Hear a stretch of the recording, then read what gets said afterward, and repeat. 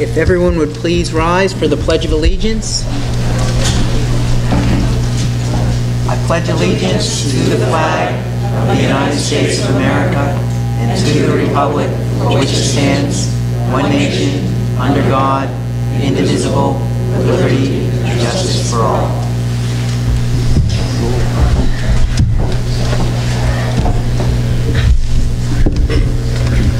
Okay, I'd like to thank you all for coming this evening. I know it's a beautiful night out there. We'd all much rather be out raking or planting, or at least not thinking about shoveling, but instead you've chosen to join us. I'd like to thank the board. This is a special Board of Directors meeting, specifically an opportunity for the board to discuss the budget, and also we're going to be opening it up to public comment about the budget. We have a couple of housekeeping items that we need to take care of. So I will begin with item 3.0. We need to adopt the votes of the cost sharing referendum. This is an action item. Is there a motion? I have a motion. Okay, would you like to read that, Steve? Voted that the computation and declaration of votes dated 4/8/2013 and attached hereto be, and it is hereby approved. Further voted that the computation and declaration of votes be entered upon the records of the Regional School Unit Number 1, the RSU1. Further voted that a certified copy of the computation and declaration of votes be sent to each of the municipal clerks within the RSU. Okay, is there a second to that motion? Seconded by Alan. Any further discussion? All this motion is it's just the legal jargon. We have a copy of the tallies from the cost sharing vote. We need to approve it. At the end of the meeting, please stick around. We're going to sign that, and copies of those will go out to all the municipalities. Any other questions, comments? All those in favor of the motion, raise your hand. Any opposed? None opposed? That passes. Okay, we'll move on to item 4.0, approve the 2013-2014 school calendar. There has been one change since we last looked at this, as far as I know. Is there a motion to approve the calendar as you see in front of you? So moved. Second. Okay, moved by David, seconded by Bill. Any further discussion? Patrick, is there anything you wanted to add regarding the calendar? No, if you have questions, I think Judy's here to answer those. Any questions for Judy? Okay. All those in favor of approving the calendar as it is before you, raise your hand. Any opposed? None opposed? Okay. That passes. Okay, we'll move on to item 5.0, public forum and discussion for the fiscal year 14 school budget. The way that I'd like to handle things this evening is our superintendent will do a presentation kind of bringing everyone up to speed on where we are with the budget. Then I'd like to give the board an opportunity to discuss the budget, and after we've had some discussion, then we will open it up to public comments or public questions. If you do have questions or comments, I would ask that you you don't have to stand right in front of this mic. You can stand back. In fact, you can stand right in front of Charlie and just state your name and relay your questions. I guess that's it. Again, Patrick will give you a presentation just to update you. The board, this will be, for the board, if I'm not incorrect, the 5th time that we have looked at the budget. We started with a couple of workshops. There's been back and forth with the administration. We had our first reading of the budget at the last board meeting, and this is our first public presentation.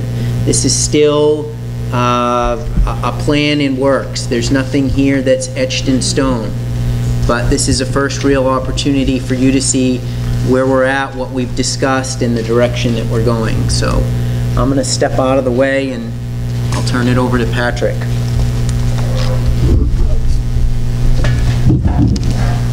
Thank you all for coming. My goal is not to put you to sleep in about 5 minutes, but I want to give you a big picture overview.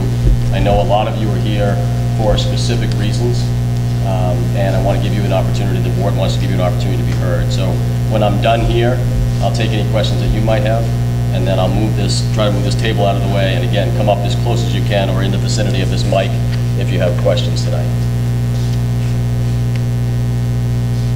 So just quickly, I'm not going to read everything on here, and I'm sorry if I'm in the way of some people. You know, our mission statement that was just crafted at the beginning of this year with some community input, staff input, administrative team, board input. It's very easy to read a mission statement and then be critical that a school system is maybe not providing all of the resources to meet the mission statement. But this is something that I often, as well as the ad team, will go back to as we're building a budget, or in some cases when we're required to reduce a budget. Next one, going into this budget process, 3 things that we keep in mind. One is goals and priorities of the district. Does it reflect that? Number 2, does it respond to the expectations of our communities for a quality educational product? And 3, which some people could say right now, if you've got your green sheets tonight, we're not doing number 3. At the same time, our job though is to provide the best education product we can for money that we feel that our communities can handle at this point. Enrollment trends, I think it's important to point this out. Our projected enrollment for next year is not to go down, and you can see that over the last 5 years that on a regular basis it has gone down.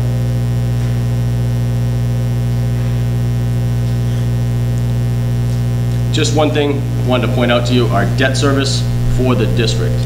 Some people do ask questions about debt service, which is on projects, buildings that we've done work on in the past. So just to give you a summary, I know this one's a little harder to read. The first column will tell you when that final payment needs to be made, and the very right-hand column will tell you what was the total of that debt. So in this case, for a local debt that we have is about $5,900,000. And then the state share is around 23 and change, 23.7 million. And as you can see from this chart up here, most of that debt service from the state point is, the state part is from the Woolwich Central School.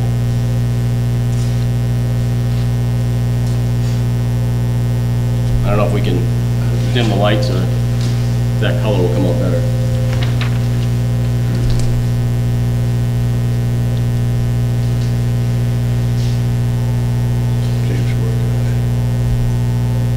No? Okay. I can. It's that gigantic window looking against it. I'll kind of walk you through it. It's not that fancy anyway. It's just to give you a piece of 1314 for revenue for the district. The little pieces that we have balanced forward, that we bring forward from the past year, is $400,000. We get a small gas tax refund for $12,000, main care for $25,000, and then we get some miscellaneous student activities for about $10,000. And tuition, you can see that a little better now. Tuition is $260,000 that we take in revenues. The biggest parts that we get for revenue is state subsidy, which you can see is $8,400,000 and change. And for our subsidy, We had an increase of 6.37% this year, or 506,000, which is good news. At the same time, though, the teacher retirement account, if you've been reading the newspapers, that the state has asked the districts to pick up some of that retirement costs, accounts for 354,000 of that 506,000. And then the local contribution, you can see, is 18,500,000 and change. On the flip side, for the expenditures, you can see salaries makes up 51% of our budget, benefits 14%, then we have supplies 2.2%, debt service 6.5%, and then other, which is 25%.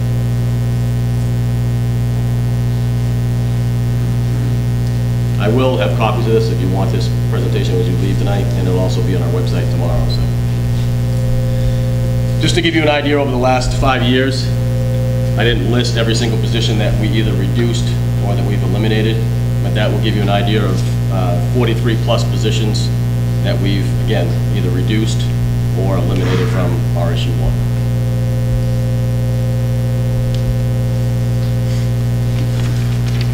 Tim touched on this a little bit at the beginning, but the process, I don't want to bore you with this, but the board and the administrative team met way back in November and started talking about goals and priorities and kind of a plan for the system. Then, since then, the administrators have had to get their non-labor budgets in, and that happened around January. Then we had numerous meetings after that of priorities and goal setting for this year's budget. So it's been quite a process. On March 4th and March 11th, for pretty much a good half day, every single one of our administrators had to come into the finance committee and make detailed presentations about their budgets, goal setting, but also right down to the line-by-line budget item. So our first draft as we came in was at a 9.71 increase on the operating budget. Between a couple different workshops that we had with the board, the direction that we received is obviously 9.71 would be a lot to ask for. Went back and reduced the budget by 876,000 to bring it down to a 6.34 increase. And someone asked me, actually a board member asked me this tonight, is why, last time we saw this, it was at 6.34. Now it's at 6.60. And just in the last week, we had our final, hopefully our final piece from the state, that we lost 105,000 in subsidy, as well as the health benefit information came out. And that was an increased cost for us of 11%, which was about 67,000 for us. So if you take both of those, we had to put that into our budget, unfortunately, and it went from 6.34 to 6.60.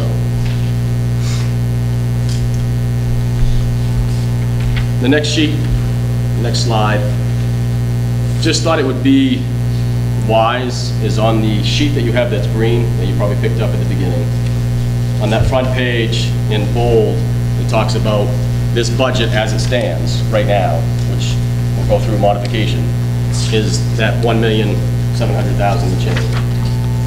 And on the left-hand side, you can see the mandatory piece that we have to do, the salary, benefits, main care, seed money, and then some other things, transportation, tuition, for that total of 1.4 million.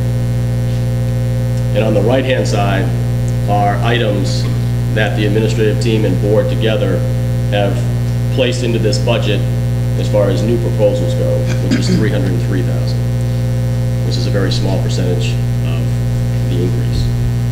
On the left-hand side, I know you could argue that maybe not everything over there is mandatory, because a district can obviously, or an organization can obviously reduce staff or cut staff. Hence my reason for showing you our student enrollment is staying the same. But as we go through this budget process, we continually look at student enrollment at all of our schools and see where adjustments can be made as we go through this budget. To give you an idea I won't go on forever, but to give you an idea, we had priority 1, 2, and 3. What we want to do in year 1 was, at first, was around 600,000. So through this process, we had to kind of prioritize and bring it down to the 300,000. 2 items that are not on this slide that I know that some of you are in this audience will hear about tonight is the Woolwich grade 5, soon to be grade 6 position, which is not currently in the budget, but from the beginning, I think we've been fairly transparent with the board and with the administrative team to say, this is a concern. I've been working with Mr. Soul. Ms. Moran is here tonight. We've had a lot of conversations about how we can rectify that situation, and we will have to make a decision fairly soon about putting another teacher in that, or what it may mean for grade 6 at Woolwich. The same thing holds true as we have another, we have a kindergarten at West Bath. Those are the two, for me, the two real big red flags. We have 20 to 21 West Bath students that are registered for a kindergarten, and then we have 28 students in grade 5 at Woolwich right now. And then I don't need to read these. It's just thought a nice slide to end on something positive.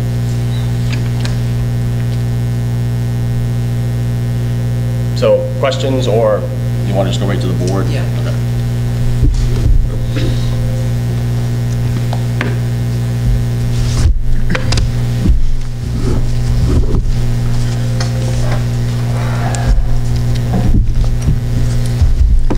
Okay, as I talked about at the last board meeting, and as I mentioned here, before we open it up to the public and begin public discussion, I'd like to take the opportunity to have some board discussion about where we are with the budget currently. You've seen the sheets, you've had an opportunity to give it some consideration.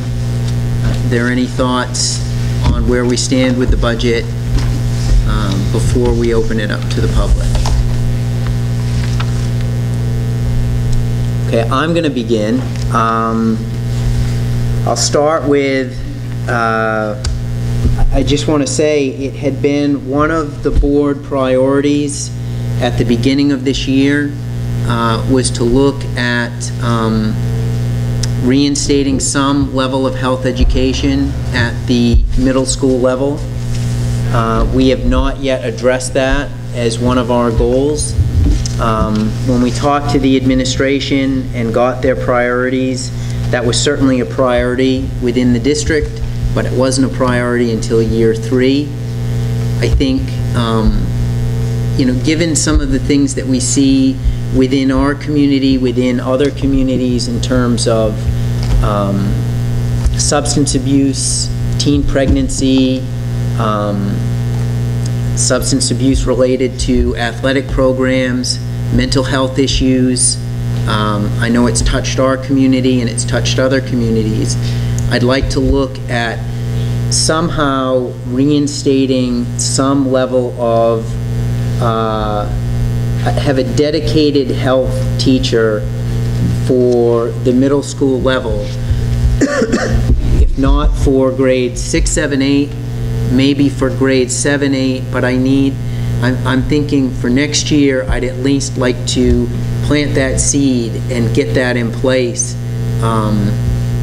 as something that we can build upon for the next few years. I don't think we can wait 3 years given what we're seeing again in our community and other communities. So one of the things I want to throw out to the administration and to the board is this is something I'd like to take another look at for this year, not for 3 years down the road. So I've thrown that out on the table. Is there any discussion from the board, any feelings on that? How would you go about that? I mean, what form would this take? As I've thought about it, it would be hiring, potentially hiring one full-time health teacher that could be shared between BMS and Woolwich. If scheduling didn't allow them to present some level of health education to 6, 7, 8, I think that there's ways that we could schedule to at least accommodate 2 of those grades. And again, I would leave that up to the administration to figure out how we could accomplish that.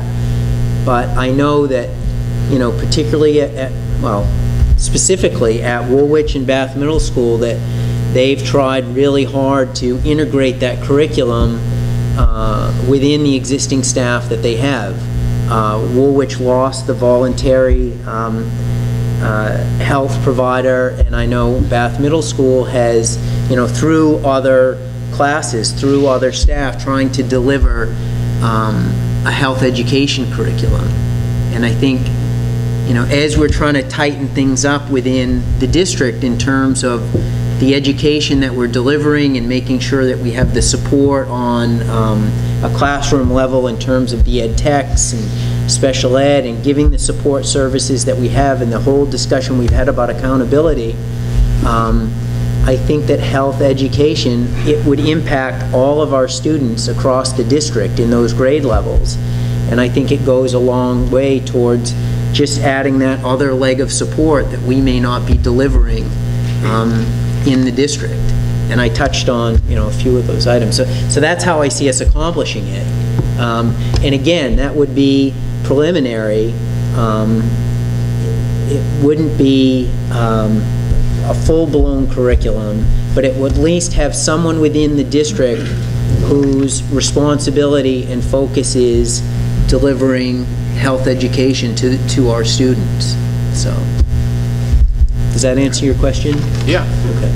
I mean, aside from the cost issue, but that's kind of peripheral, I think. I mean, I think cost-wise, we're probably, you know, for that position, we're probably talking anywhere from $50,000 to $75,000, depending upon who we bring in and at what level. So, How are we meeting the state requirements now? I don't know if this is... can ask Patrick. Patrick question. Yeah, right now we're doing the best we can at, like BMS, for example. I mean, but I don't want to go through everything, but we bring in outside organizations. We utilize Project Alert. We have SASM, which is an outside group, come in, focusing on some of the things that we should be doing in health. Some of our science teachers, as well as our nurse. So at BMS is an example. It's not perfect by any means, but we're doing the best we can. I think prior to my time here, it was a home economics teacher that would focus on some of the nutrition piece. We've reached out to some different organizations to ask what they feel would be a solid curriculum when it comes to, say, more mental health, suicide prevention. We've also talked to some people about the possibility of them coming into our schools. We've used Midcoast Hospital quite a bit. So really it is, I've met with Bud, I've met with Tom, and I think we're really looking at, to do it well, and guys correct me, is close to a full-time teacher at BMS.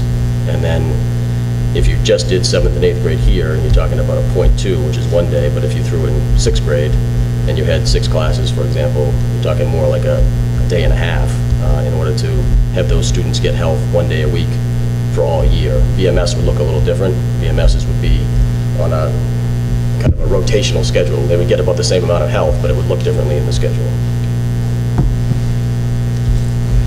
But doing the best that we can with the resources, the way you characterize it, the resource you have, I mean, it doesn't sound like it's inadequate. I mean, it doesn't adequately address the need. No, I wouldn't say it does. I mean, I think our leadership at our schools, as well as other support staff that we have, our nurses, our guidance counselors, our teachers, are trying to integrate it and also be creative and bring in outside resources, but it's certainly not perfect.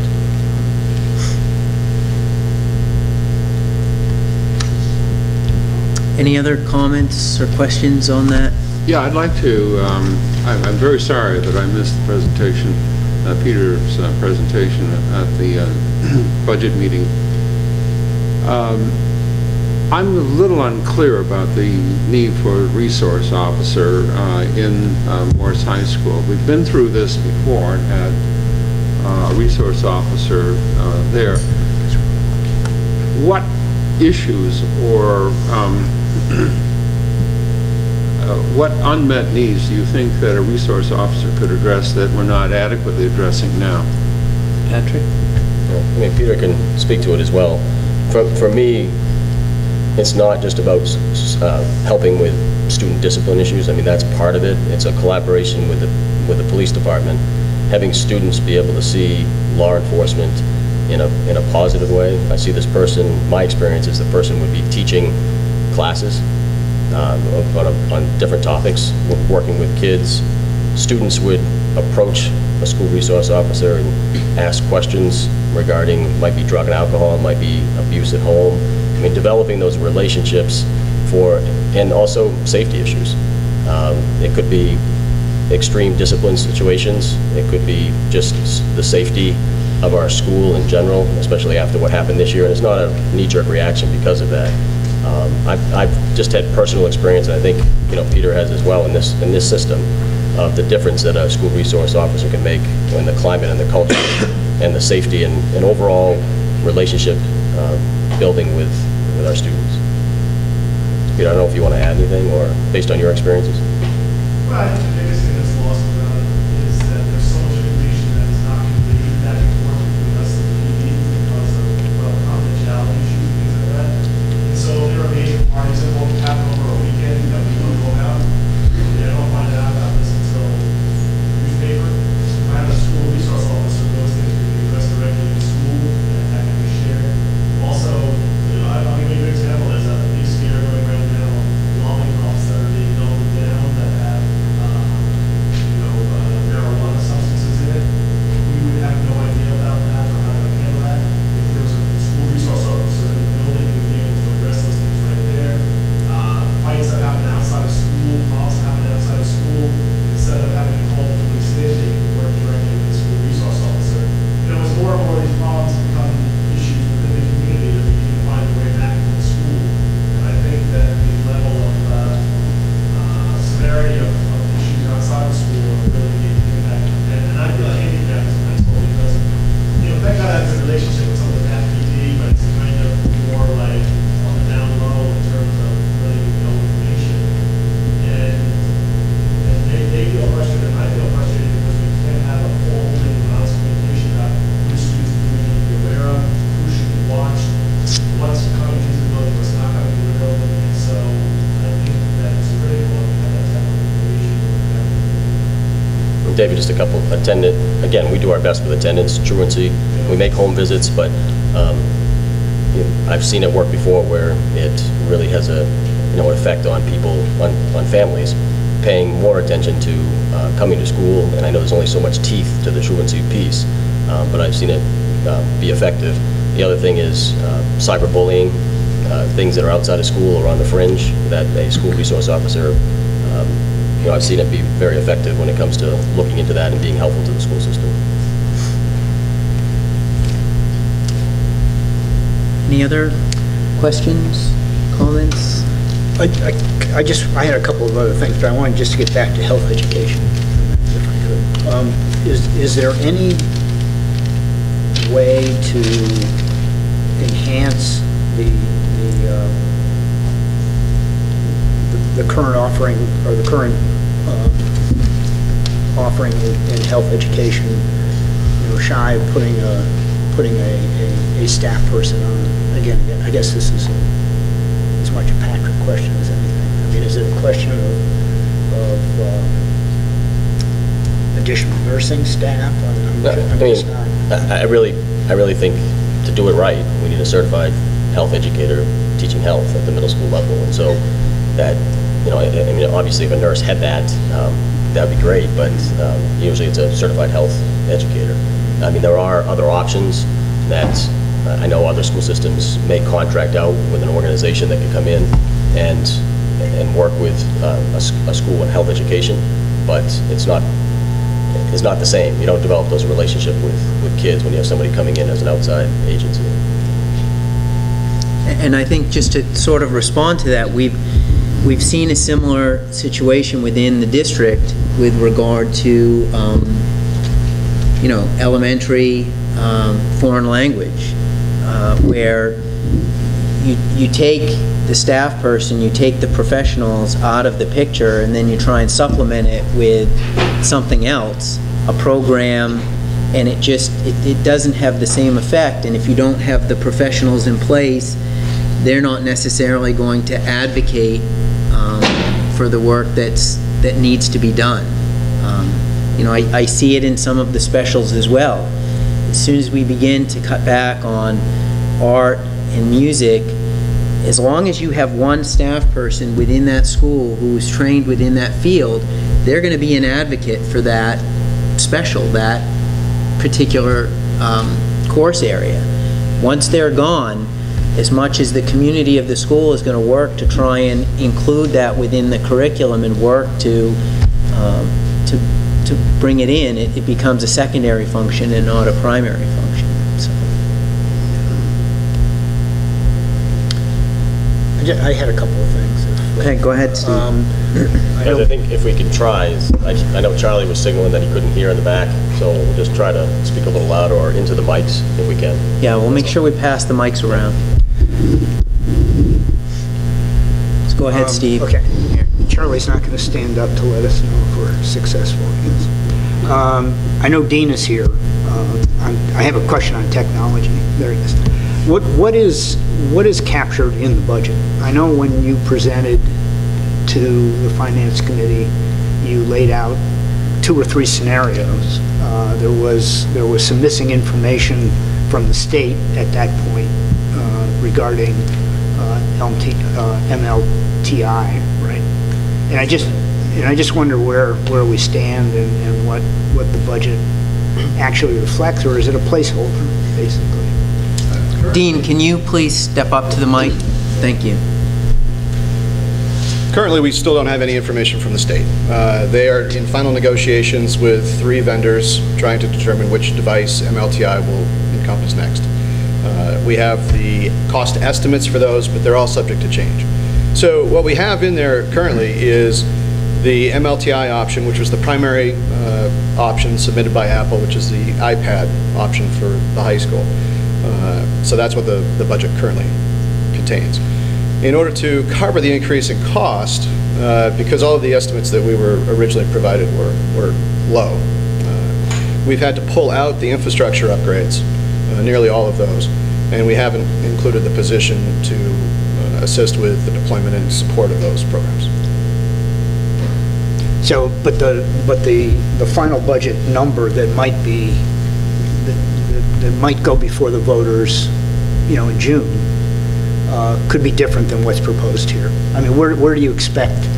Do you have any idea where the final number might come to rest? Well, I'm certainly hoping that it doesn't come in any higher. I know that the state right now is negotiating on our behalf, trying to get the price lower.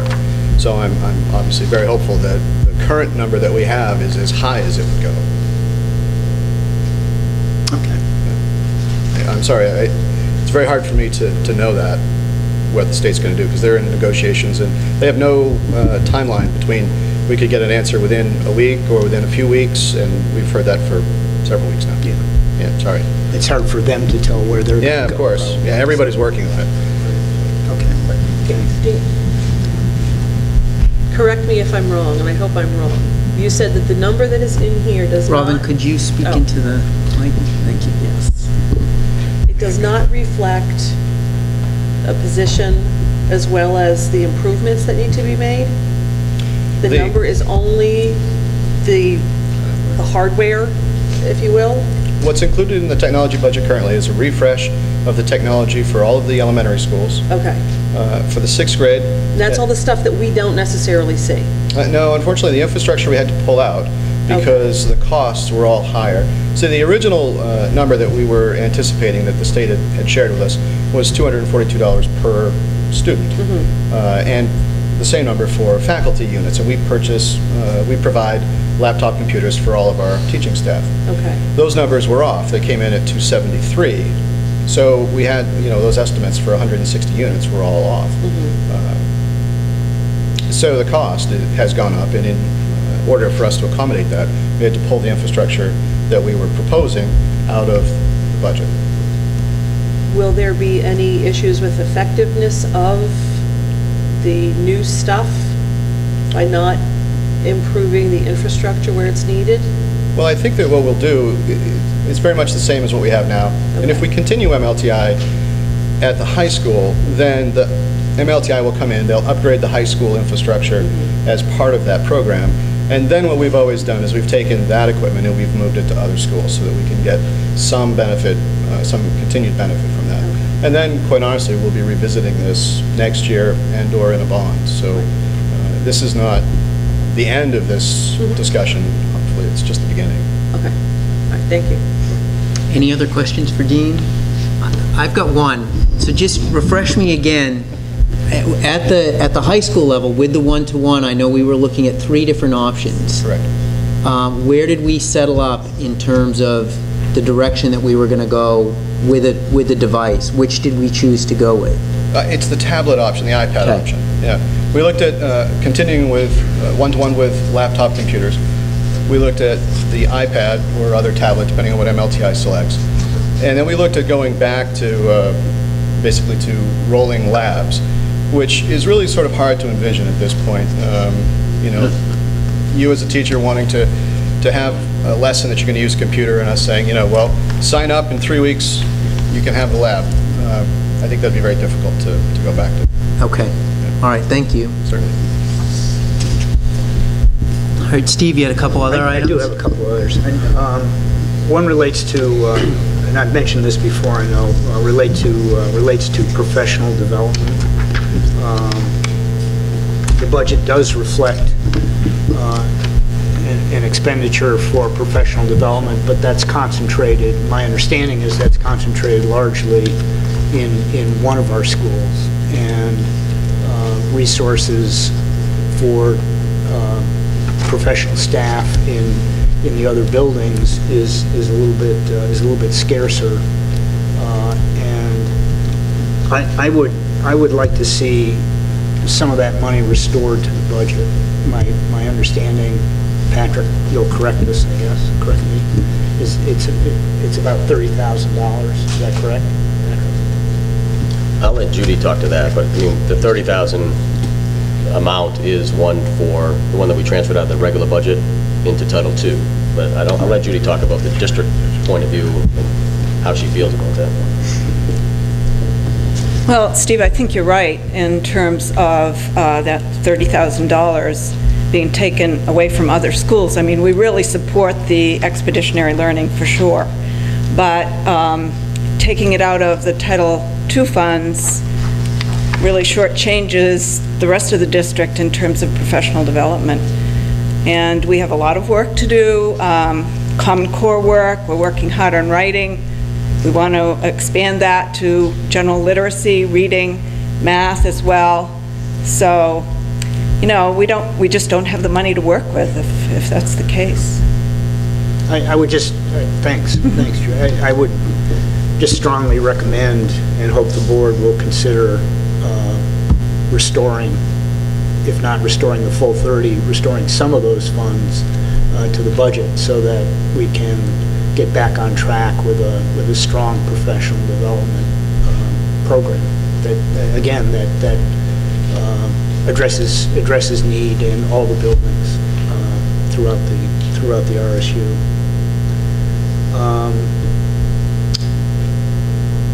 I don't. Hang on just a sec. Yep. Any other comments from the board on restoring funds for professional development? Anybody want to give some feedback on that?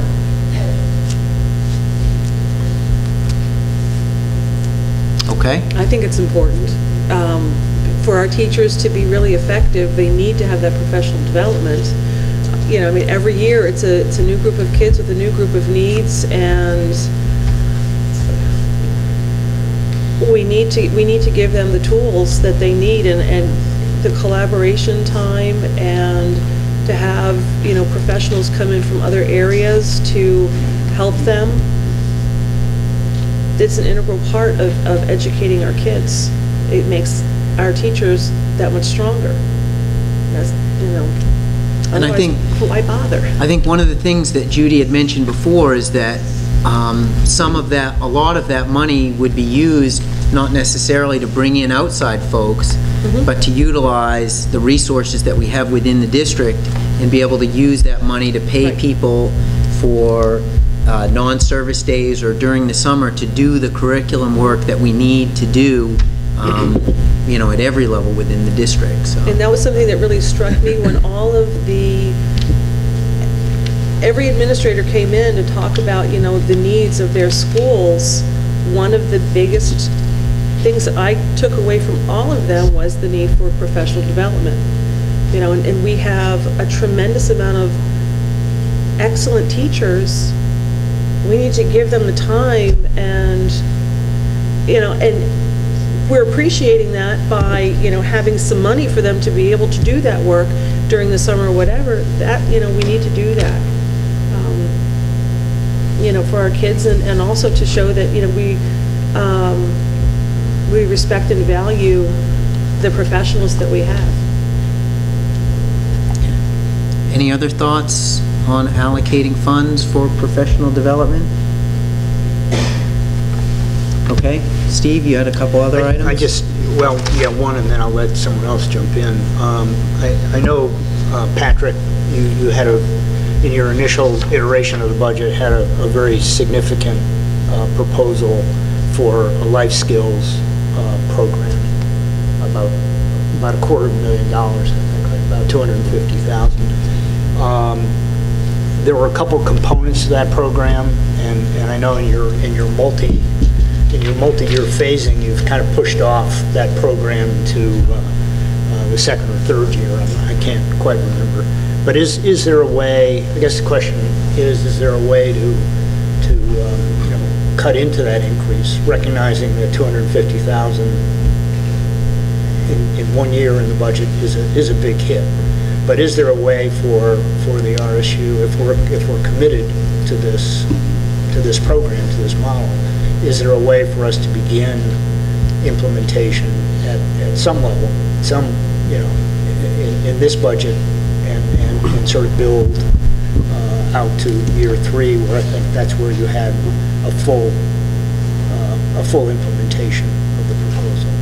Yeah, for those of you that don't know what life skills is, it's a program for students with special needs, and we were looking at our amount of money that we had in was for a program 3 through 5 as well as 6 through 8, which came out to be about $250,000.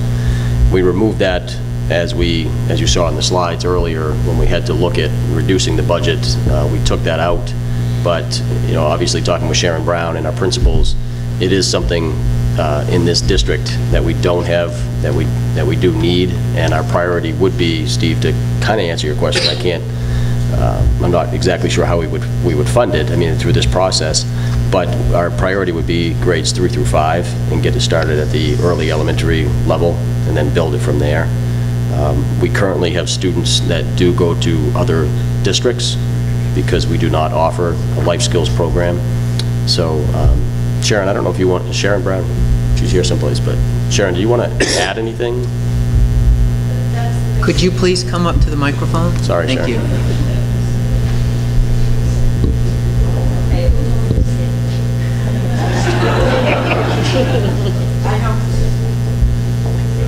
Basically, Pat, that's exactly right.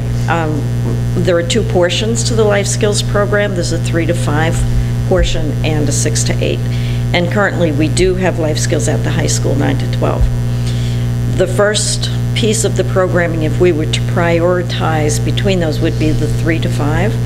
And I would add just this about students in our district placements because of life skills.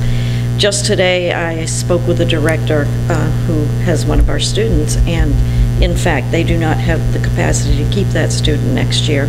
I'm going to hear this more and more from surrounding districts who have been able to build these programs in the past, because just like RSU1, the needs increase every year. And those aren't always predictable, and we don't always know exactly who will join us in any given year. So it kind of raises my concern a little bit more about really tackling that at some point. And some of those costs are offset by tuition. When you say they can't handle, we have to, the student gets tuitioned out. They do, and so that's an expense to the district. That's an expense to the district, and those monies could be reallocated to us Unfortunately, what we don't have is enough total sum to implement the program just by bringing students home. We would also have to supplement that. So it's kind of where we are. Are there opportunities with this program for other districts to tuition students in? I would love to have that opportunity because I think once we get these programs going, last year we did a district-wide assessment of our needs in special education, and I shared that with the board in my report last year. And I think that once we get these programs going, we're going to have some exemplary programs to offer. And again, speaking with another director, he said that he had 40 additional students identified with special needs this year. That's significant no matter what the size of your district. So these needs are not diminishing, they're only increasing. And I think that folks would be asking us about that possibility. I would hope. We'd love to have them. So how many do you figure you have now that would fit into that program to start off with? In the 3 to 5 category, right now, we would have in the vicinity of about 8 students. And in the 6 to 8, we would have about 6. So the 3 to 5 right now is a little bit more pressing, but also if we can build that, then we can grow into the 6 to 8 programming as those students progress. And we're giving these students good programming, but we can make it so much better and so much more specific. Sharon, excuse me, are those 8 students currently being tuitioned out? No. They're not. They're being dealt with within the district. They are. Okay. And as with everything else, there's not a school or a department you'll talk with. We've all stretched our resources and tried to encompass all the needs that we encounter as we need to do, but truly, we have kind of eked out a place for these students, and they have been added to caseloads and to teacher and ed tech loads, and really are getting to the point where they're impacting pretty significantly. Mr. Chairman. Did you see a reduction? Hold on just a second. Go ahead, Bill. Excuse me. If you could just speak into the microphone. Yeah, I'm noticing some people leaning over in the back. Sorry. In my previous experience elsewhere, there were a lot of collaborative programs within special education where several, in some cases, one case, there were 10 school systems that got together and established a collaborative program. Yes. And just sent their kids to this one program in a central location. Right. Is much of that going on here in Maine, or is it something that we could look to be doing with our surrounding systems? Well, there is some of it going on in Maine. Most recently, within the past probably 4 or 5 years, there's been a pretty significant day treatment program that was built down in the Sebago Lakes area, with several districts, Gorham and Wyndham, and several districts participating. Surrounding directors and I have had conversations like that. Most notably, Topsom and Brunswick and RSU1 have talked about what is the possibility of constructing something. We kind of run into these roadblocks that we're not sure where to go with, because right now, RSU1 originally, in the past few years, didn't have a bulk of students enough to build its own programming, but both Topsom and Brunswick have had that for some time. So for them, they already have that in place, and they've shared those programs at a cost with us. We've not been able to come up with a really cost-efficient way, especially for those folks who already have programs, to expand that into a more regional program. I don't think those conversations will end, but we just have not come up with the system that kind of works for all of us. So they've gone on their own, developed individual programs in each Yes. of them, and we utilize them. Yes, as through much as we can. Through tuition, as much as we can. Right. But it's not we're not part of the club. We're Yeah. not right now. No. Not yet. Okay. Thank you. Alan, you had a question? Yeah, do If you could see- just speak into the microphone, please.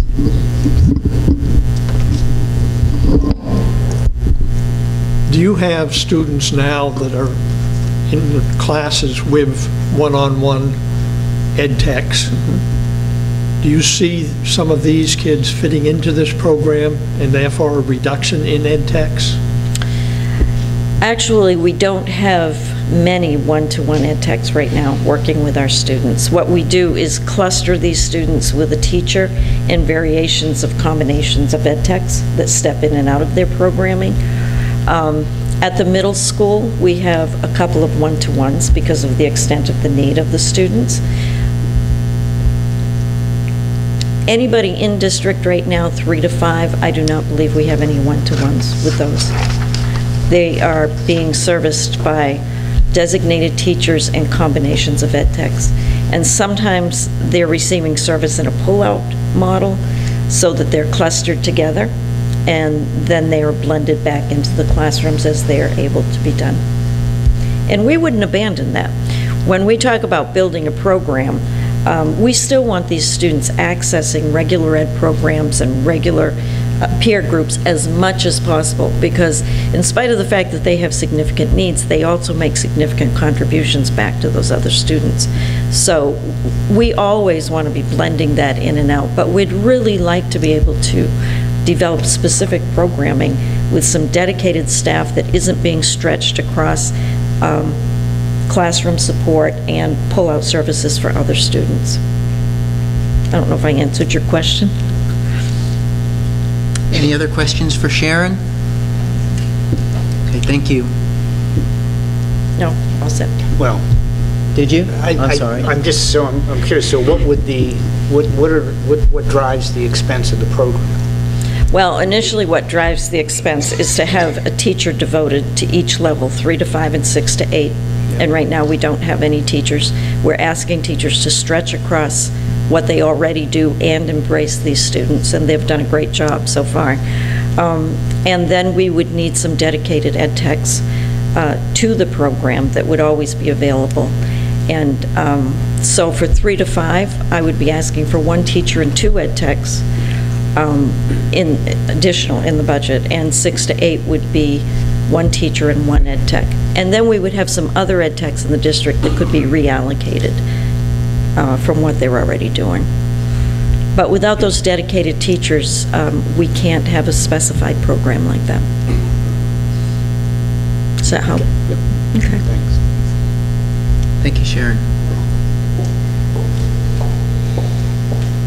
Okay, any other comments on the life skills program from the board? I don't know, would it be possible, Patrick, to pull together a back of the envelope recommendation on 3-5? Just something in between 0 and 250. Put a price tag on it. Yeah. Okay, we're coming up on 7 o'clock. I'd like to open it up to the public at that time. Are there any other concerns, any discussions from the board about the budget as it stands right now? Okay. What I'd like to do, and again, I'll try and keep this brief. Again, I really want to thank you folks for showing up. We as a board feel that public participation through this budget process is a lot of what's going to guide us. To quickly summarize how the process takes place for those of you who haven't participated in the past, going forward, we will be discussing the budget briefly at our next board meeting, which is April 29th, and then we will be having another public session it's either the 4th or the 6th, shoot, and I have the date, but I don't want to dig it up, but I can get it to you at the end. At that point, we will be doing the second reading of the budget. Once the board makes the budget their own, then we go to a public town meeting, which in the past has been held at BMS. I think it will be at BMS. I don't have that date in front of me.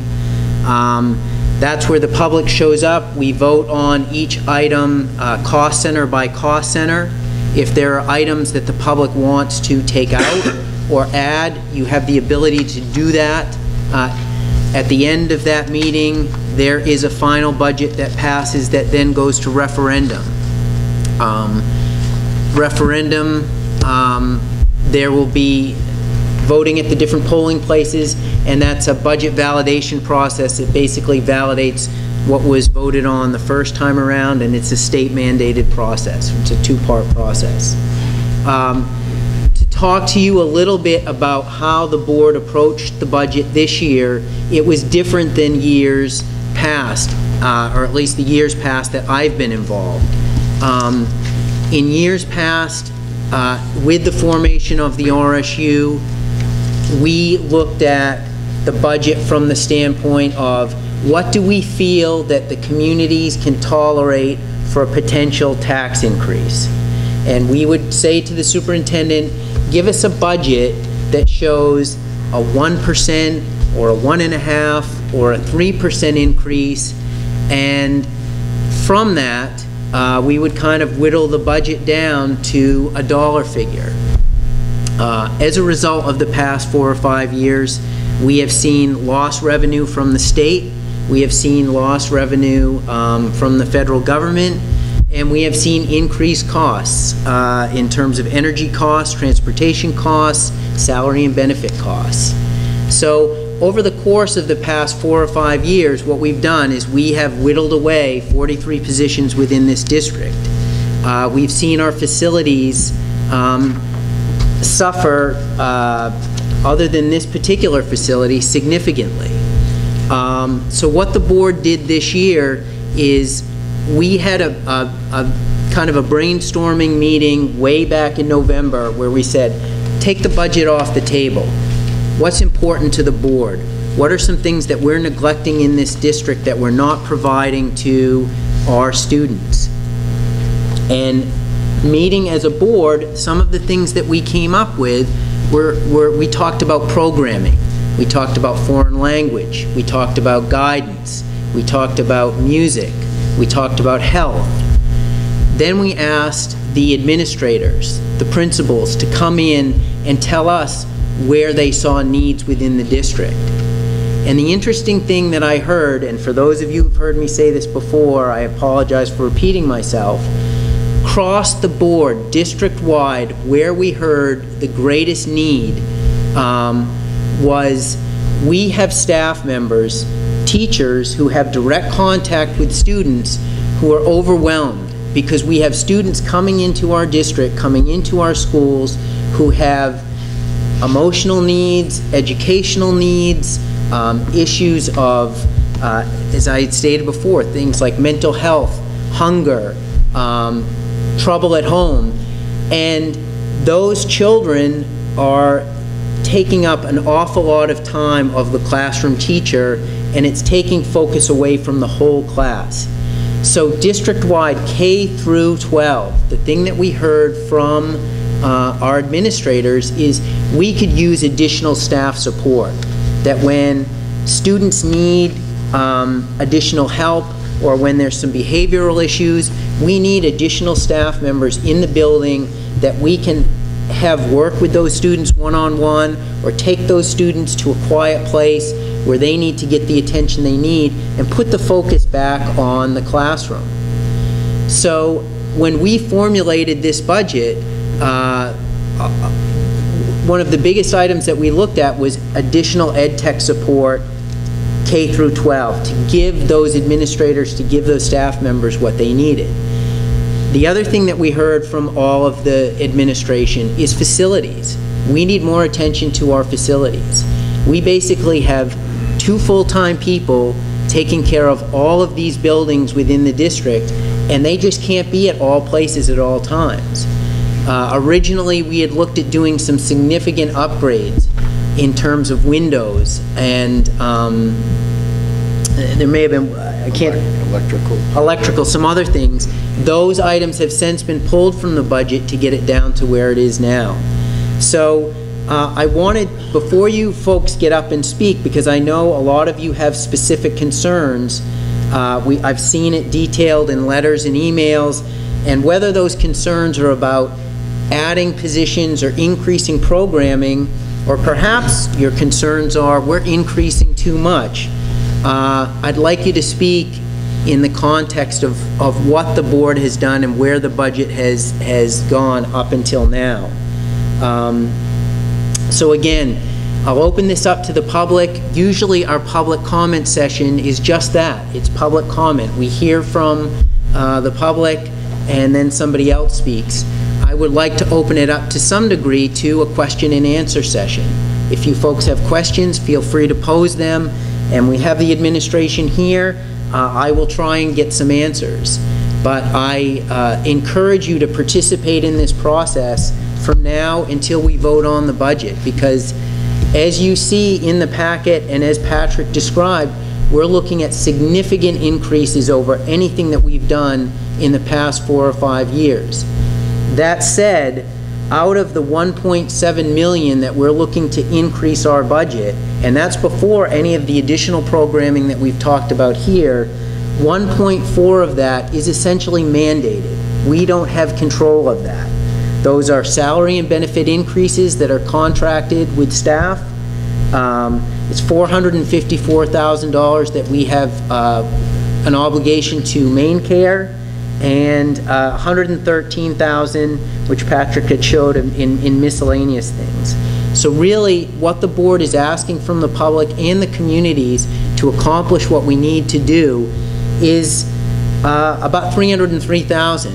Now you tack on some of the other things that we've talked about here, we could be pushing $500,000, but we feel as a board that's where we need to be to deliver the education that our students deserve. So I'll get off my soapbox and I'll open the microphone. Again, please just come up here. If you could, just state your name, and if you do have questions, we will try to answer them. So, and we'll be here as long as you need.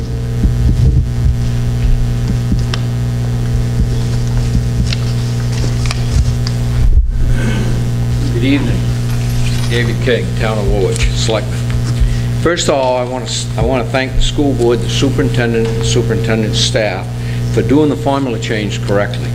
While it's no secret that the Woolwich School Board, the Woolwich Select Board wanted another year to prepare for the change in the formula, it's good to see that the law was followed and people can rest assured that the process worked and was legal, and I thank you all for that.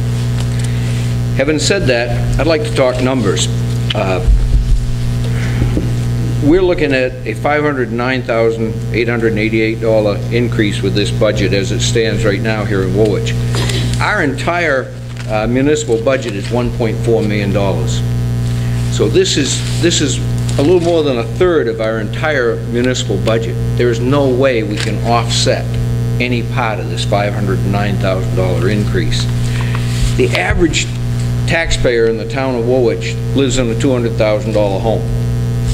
We have a lot of homes worth more than that. We have a lot of homes worth less than that. But the average is right around $200,000. This would be a $300 increase in the taxes on that home for every taxpayer in the town of Woolwich. We're in a position, as you folks are, that all of our costs are going up and all of our revenues are going down. The amount of money that the state gives us every year to offset the cost of repairing the roads is going down. The municipal sharing, the revenue sharing budget is in jeopardy this year. There's talk of taking 100% of it, and if they don't do that, you know they're going to raid some of it. Things are really tough on the municipal front. We have some serious issues with our town hall that we need to address, and I'm quite worried that people are going to look at this kind of an increase here, and the average taxpayer feels they can't do much about this budget. But they can come to our municipal budget and they can directly cut there. And it's going to be tough for us to budget with this hanging over our heads.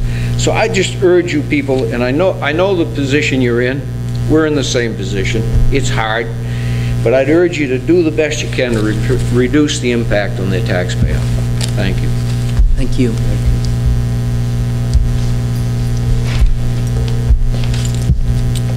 Sharon Morrill. I'm the school nurse for BRCTC and Morse High School, and I'm here this evening to speak regarding health education. and specifically what I've observed over the last 11 years as a school nurse in this RSU. Some of the information I have is from the U.S. Centers for Disease Control and Prevention, the CDC Healthy Youth Initiative, and the Carnegie Council on Adolescent Development.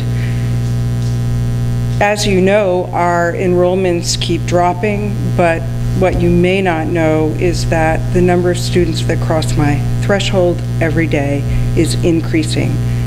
When we entered as a pilot for the Maine Youth Suicide Prevention Initiative, that was because a guidance counselor and myself noticed an increase in depression. The dropout rate that starts now for seniors who aren't passing and aren't succeeding. I started looking at that data, and 9 out of 10 were suffering from depression. So we all know that we've been have been very fortunate in educating the community and educating our school community in particular and our students regarding prevention of suicide. It's been averaging that I would see 10 to 12 students a year with suicidal ideation, suicide attempts, suicide threats. We all know that we've had 2 deaths by suicide in the last 3 years. This year to date, I have seen 33 students for suicidal ideation, threats, or attempts.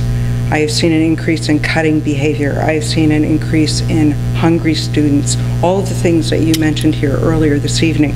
So I would really like to speak to health education, because health education today is not what it was 10 or 15 years ago when it was pretty much a teacher standing in the front of the class giving facts. Now it's skill-based interventions. If you allow me to read this, because my heart's going. Improving students' health and safety can yield educational benefits by increasing students' readiness to learn and reducing absenteeism. Well-designed, well-delivered school-based health interventions can enable students to prevent disease and injury. Health education is a critical component of effective school health interventions. Programs that incorporate social skills training in a health education program, along with teacher training, professional development, parent training, and school-wide environmental supports, have demonstrated evidence of improving academic outcomes.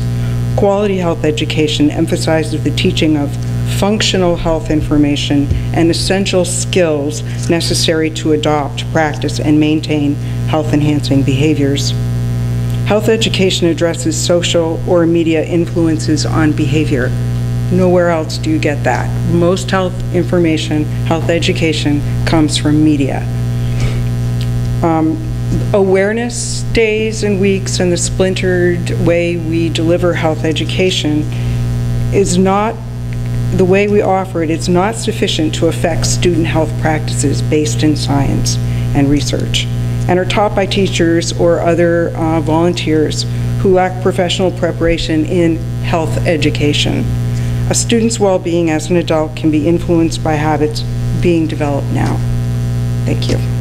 Thank you.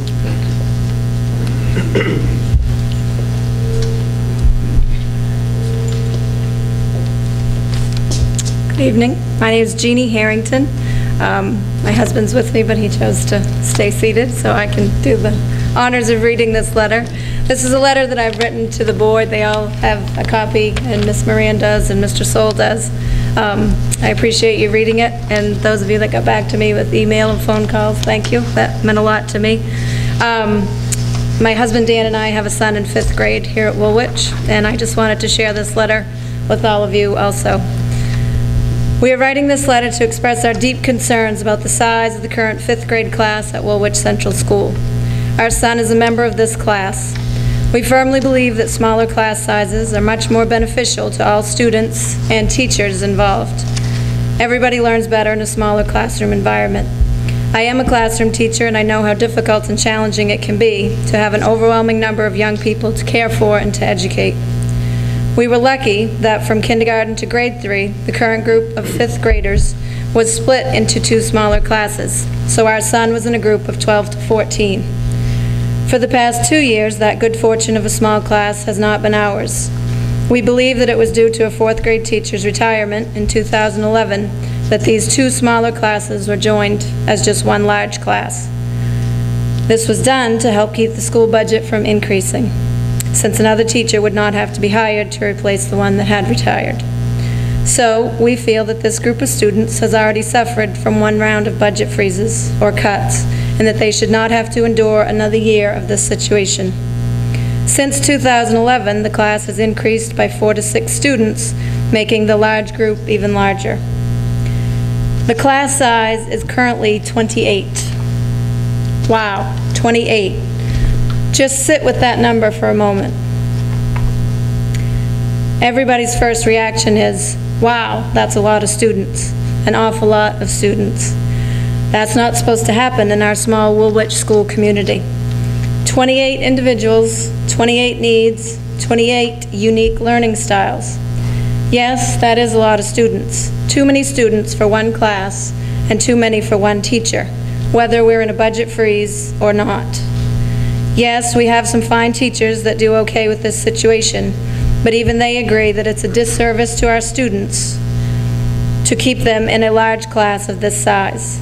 As we said, our son's class has been too large for 2 years now, and we feel that enough is enough. It's time we stop having to say, 28 students, wow, and get that overwhelming, sinking, and discouraging feeling. It's time that we now make adjustments as needed in other areas of the budget, as tough as that is, and are able to say, wow, 15 students, how awesome is that? What a positive learning environment for that small group and that teacher. How great that Woolwich can still keep their classes smaller, as we had first hoped. These individual students, our son included, deserve a smaller class size as they enter into the middle school level. They have been fortunate enough to have Miss Moran for 2 years in a row, and she has stepped up to the challenges of an extremely large class and the addition of several new students.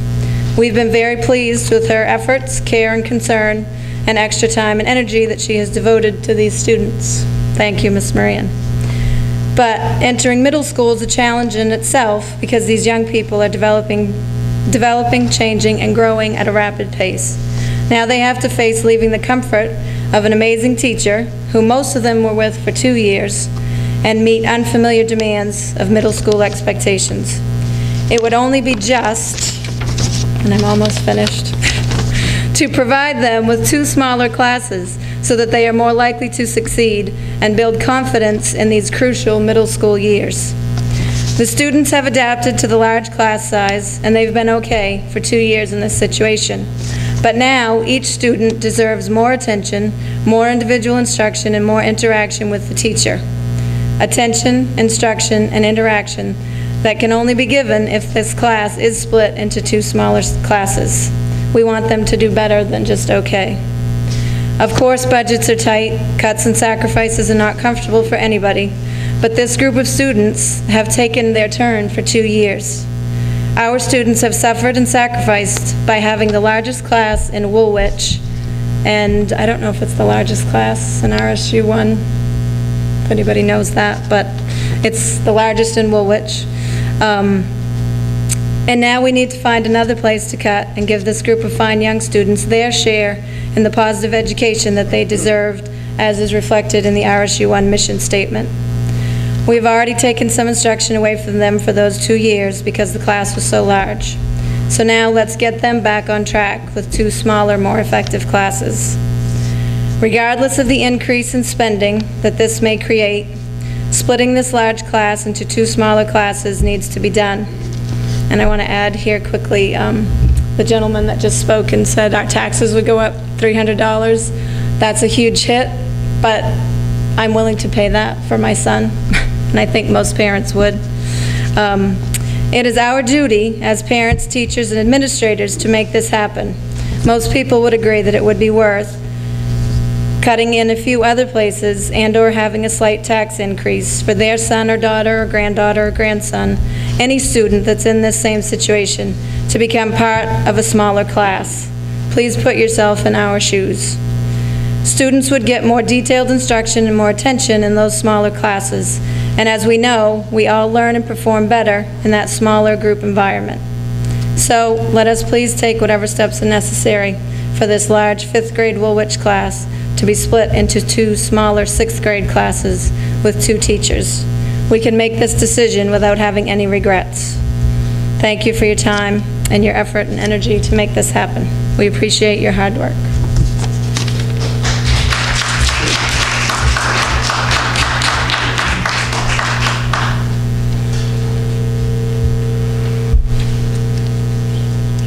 Members of the board and administration, my name is Brian Saylor.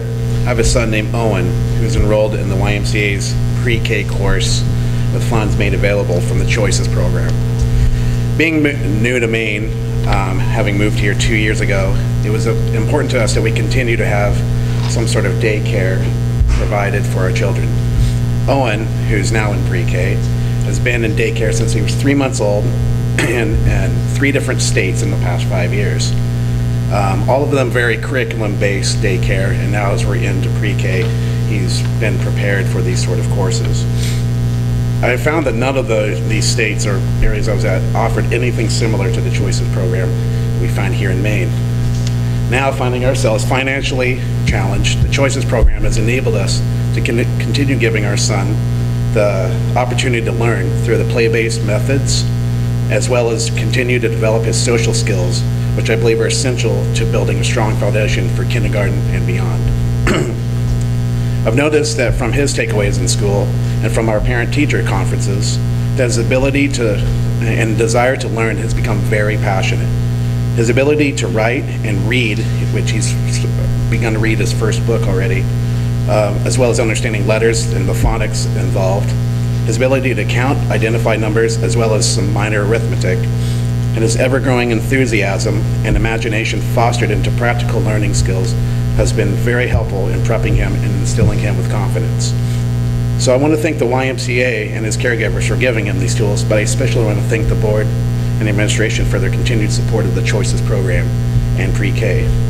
It's my hope that continued support for programs like this and others through your support through other fundraising activities and other contributions made will help other families like myself benefit from these sort of wonderful opportunities.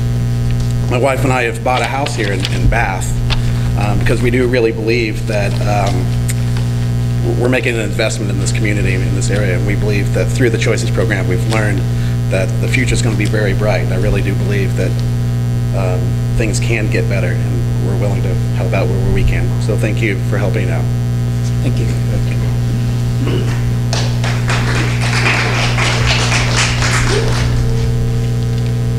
Good evening. My name is Kelly Howard, and I'm the Child Care Director at the Bath YMCA, and I'm the Choices Public Preschool teacher in our enrichment program. Research documents that young children have enormous capacity for learning. Using developmentally appropriate curriculums in all of our programs, in all of our Choices programs, we design educational experiences that are consistent with children's development and really honor them as individuals. These experiences are well-rounded, and they include the arts, social competence, physical development, literacy, and mathematics. It's proven that public investments in quality pre-K programs can contribute to narrowing the gap between children as they enter kindergarten. Children develop the skills that they need to be lifelong learners. So really tonight I'm here to thank you for your support of quality public preschool programming and RSU1. So thank you for that. Thank you.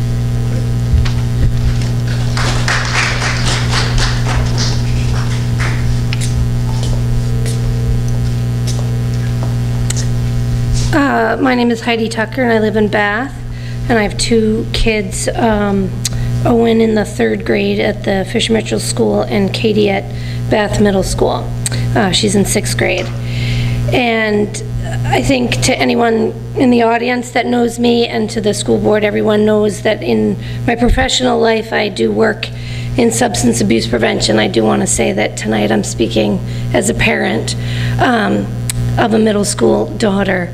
Though I do a lot of what I'm going to say tonight, I do know through what I do 8 hours a day.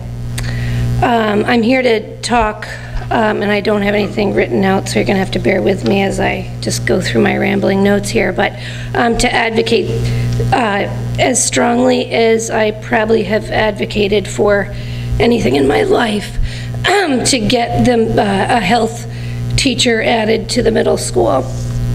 To echo some of what Sharon said, suicide is the second leading cause of death for Maine youth ages 15 to 24, and the leading cause of death, the fifth leading cause of death for youth aged 10 to 14.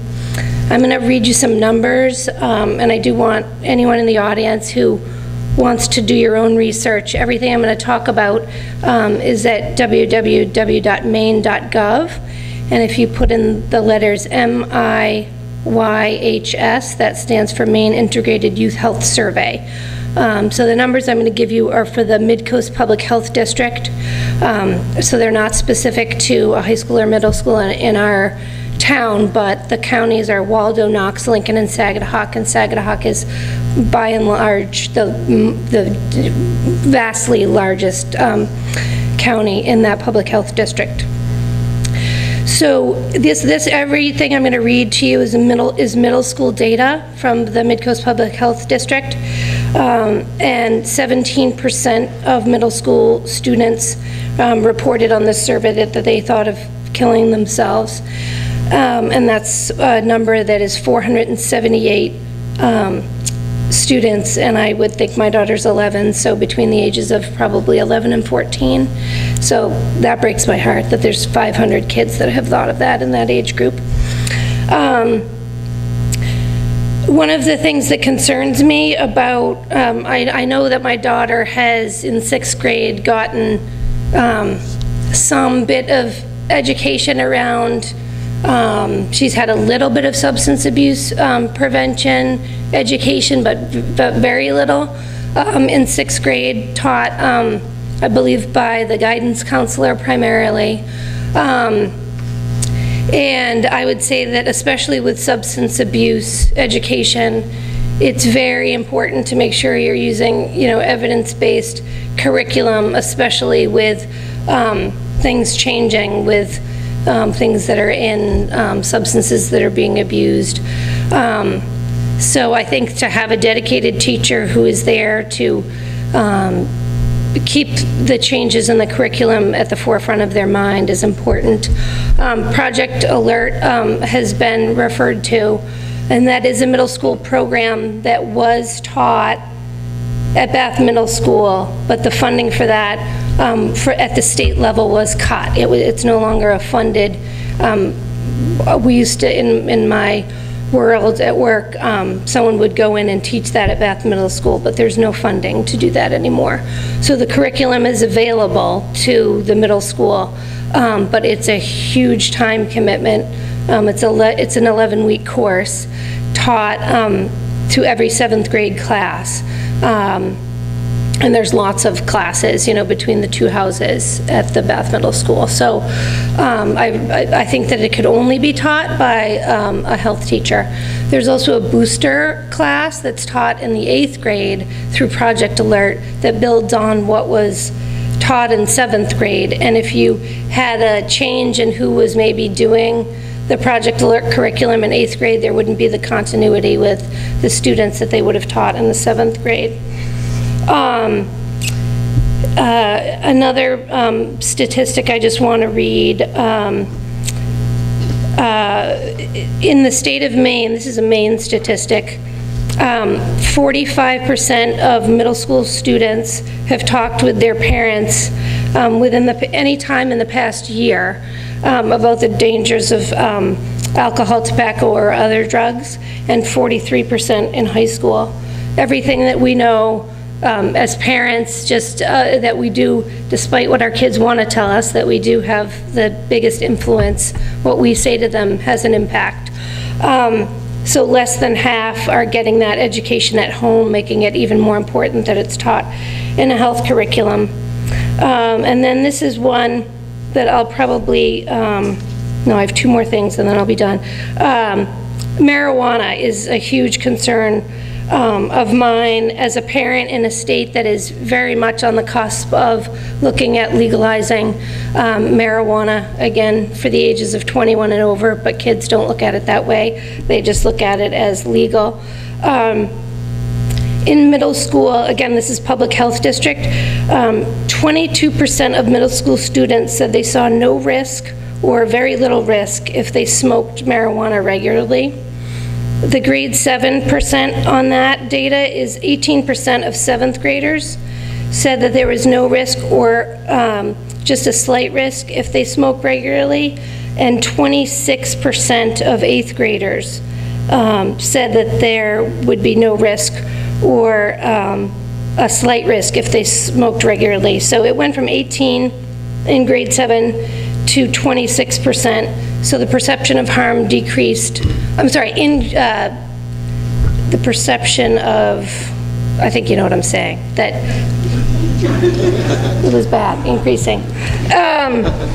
And so now think of it with no education, you know, around the dangers of marijuana. And unfortunately, I'm afraid that the numbers that I believe that Sharon is seeing, marijuana has a huge psychological impact on a child. It very much adds to depression. There's a statistic from the National Association of Mental Illness, NAMI, that something like 93% of suicides are either children who have a diagnosed mental illness or have a substance abuse issue in their lives. So I'm afraid that I think that some of the issues that she's seeing are related to marijuana use, but just not enough education around the dangers. And then the thing that I'll just close with is in Maine, the percentage of children aged 2 to 17 who have one or more emotional, behavioral, or developmental conditions is 14.6 against a nationwide rate of 11.3. And 19% of those are 12 to 17-year-olds. 30% of those are at or below the federal poverty level. And I think that everyone is pretty familiar with our extremely high poverty level rates I know them better from the elementary schools because I just left them, but it's something like in the 60s at those schools. So if a health teacher is reinstated at the middle school, I would strongly urge that the emotional health is as connected to I think when we think health, we think, birds and the bees, healthy eating, and everyone maybe thinks, oh, parents can take care of that at home. Take care of learning about that at home. But they can't take care of knowing a lot of the other things about evidence-based and suicide prevention and that kind of thing. And finally, SRO at the high school, I just want to say thank God for that. But I do want to please have you consider some sort of shared duties between the middle school and the high school on that. I'm sorry, because of the number of people that are here. I'm done. Okay, thank you. I'd just like to say, because of the number of folks that would like to speak tonight, please try and keep your comments to 2 to 5 minutes if you could. And if you support something that somebody else has said, it would be helpful if you said, I support what the previous person said. Hal Sreeden from Bath. I support what the previous person said. Okay. I'd just like to ask 2 questions. One is, and this is in support of a health educator, are we really meeting the state mandate for health education? And in fact, are we doing the least we have to or the most we can in that regard?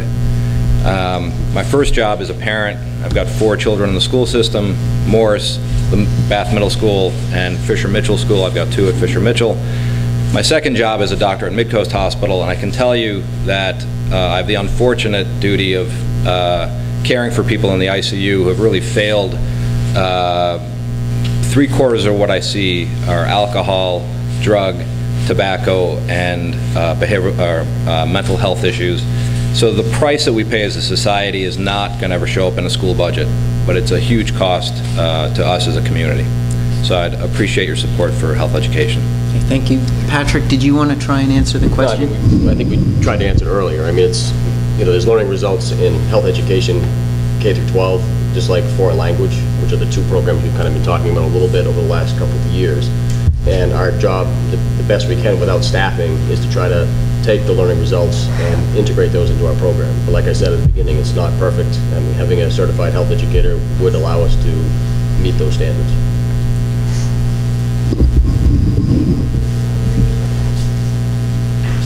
Good evening. I'm Jennifer Van Dusen, and I live in Bath. My own children are grown and flown, so I'm here to speak to the community at large. And as a former curriculum director in a school district, I know what you struggle with as administrators and board.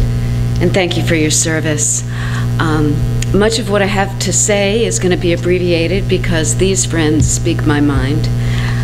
I'm currently, my professional role is the Director of Curriculum at the University of New England College of Osteopathic Medicine, and I see what our students and our residents go out and the main things that they treat, which are chronic illness and issues related to mental health and substance abuse. So I support what the good doctor said. He spoke more eloquently than I could from his firsthand experience. And at the risk of cliche, I'd just like to remind us all that it takes a community to raise a healthy child. Thank you. Thank you.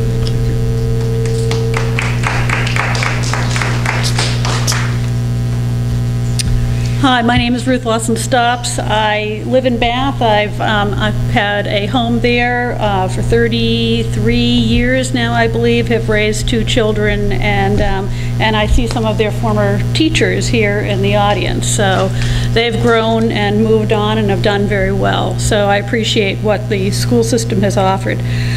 I'm here right now as a concerned citizen, and I'm here to speak in favor of, it seems to be the flavor of the evening, but in support of health education in the middle school. I'm well aware of the financial difficulties you're facing, and when I hear the increases to the tax rate that we hear from Mr. King, and what any of us as taxpayers are going to face, I realize how difficult that is.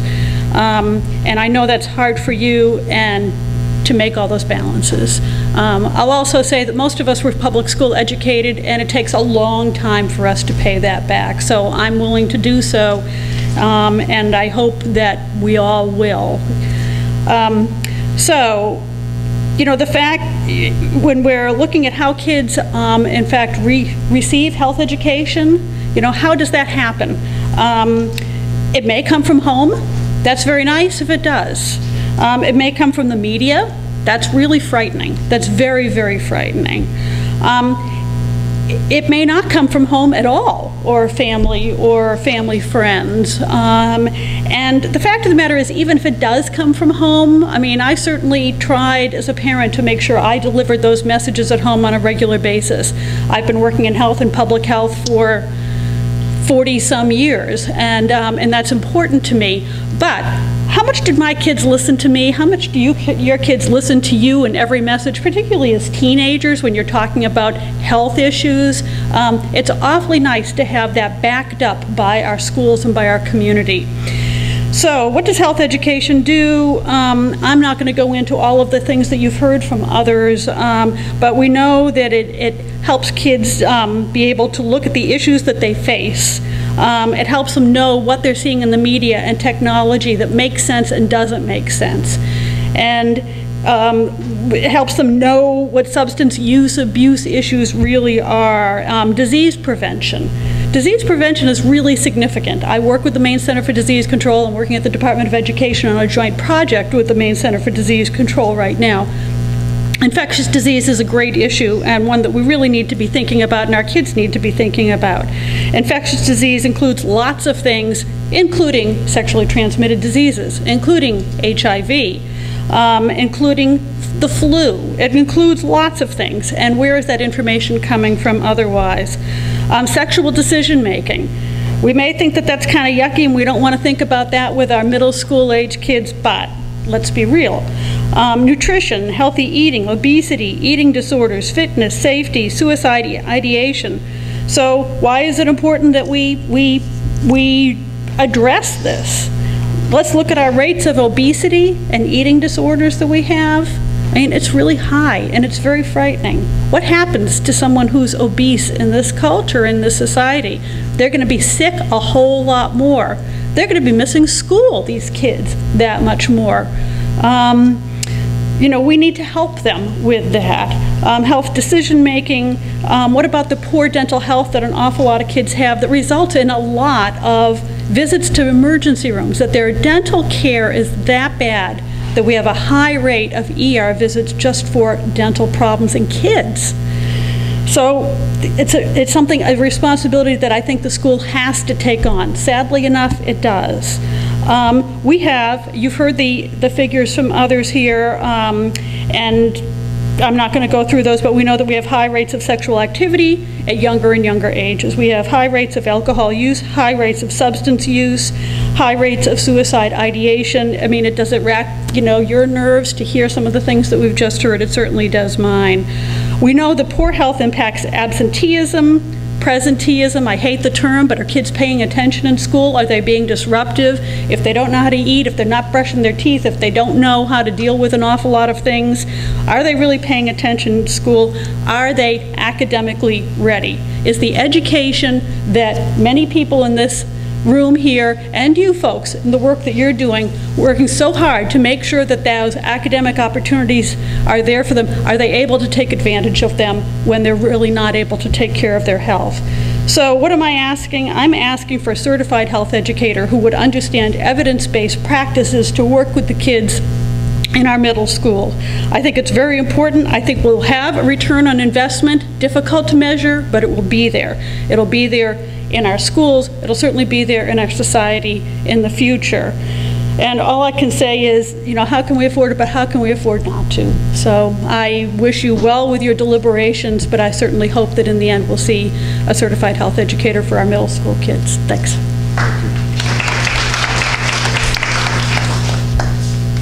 I'm Jan Driver, and I have a question to start with, and it's about the $67,000 health cost increase. Is that because of the legislation that passed at the state where they broke up the larger MEA benefit trust? Deb would be the best person. Deb Clark. It results in an 11% increase on our rates, yes. And so that came about from state legislation? Correct. And so also, I have another question about you. Hold on a second, Jan. Deb, does that equate to, was it 67,000? Because I know that number has changed. The result is we budget based upon a prior year rate, but we don't budget a prior year rate for 100% of a single subscription. So yes, that results in the cost for the single subscription. Okay, thank you. My next budget question is, I wasn't quite sure when you spoke, Patrick, about what the state is now proposing about shifting some of that retirement benefit cost to the school. Have you increased, has our budget been, this budget been impacted by that? Did you have to include money for that? Yes, and also it's in our subsidy amount that we're getting from the state. It has not gone through yet. It may be something that we get a communication fairly soon saying that it's not going to go that way, so it could obviously have an impact on our budget. So my next comment is to these people, is that they need to be on the phones, calling our state legislators, calling our governor, because also on the news tonight, the casinos are going to affect our schools, because just before I came here, there was a news article saying that when the casino was voted in, that a certain amount of that money was dedicated to education, and now the governor wants to use that money for vouchers and charter schools. So that's money that our schools need. So I'm just appealing to people, please don't just bring our concerns to you people, because those are two big, huge increases that you have just had to deal with. That comes down to us at the local level. My primary concern for being here tonight, though, is to talk about having a class of the size of 28, which when I first started teaching, the saying was anytime you got a student which I began teaching in the 70s, anytime you got one student over 25, it was like getting 5. And that was back in the 70s when we were teaching writing by fill-in worksheets, fill in the verb, is it irregular or is it regular? When a classroom teacher has a 45-minute period to teach writing, let's say she gives 15 minutes of that to a whole group lesson, she doesn't even have time for 1 minute per student to have individual contact with them. I also think that with incoming kindergartens, that you mentioned one in West Bath, and I think that you also have to look not just at numbers coming in, you also have to look at needs. Because sometimes there are needs that are really, really have to be looked at, not just total numbers. My last thing that I want to mention is that over the years, we've had, let me back up first. I've had my two children have graduated from Morse. They're doing very well in life and having good jobs. But since they've graduated, there's been this reduction, no foreign language in certain places. There's been 43 positions lost. We can't endure that anymore. You have done a really good job of keeping the budget like this over years. I'm appealing to you now to put in what we need and see what the towns say about that. Thank you. Thank you for your time. Thank you, Dan.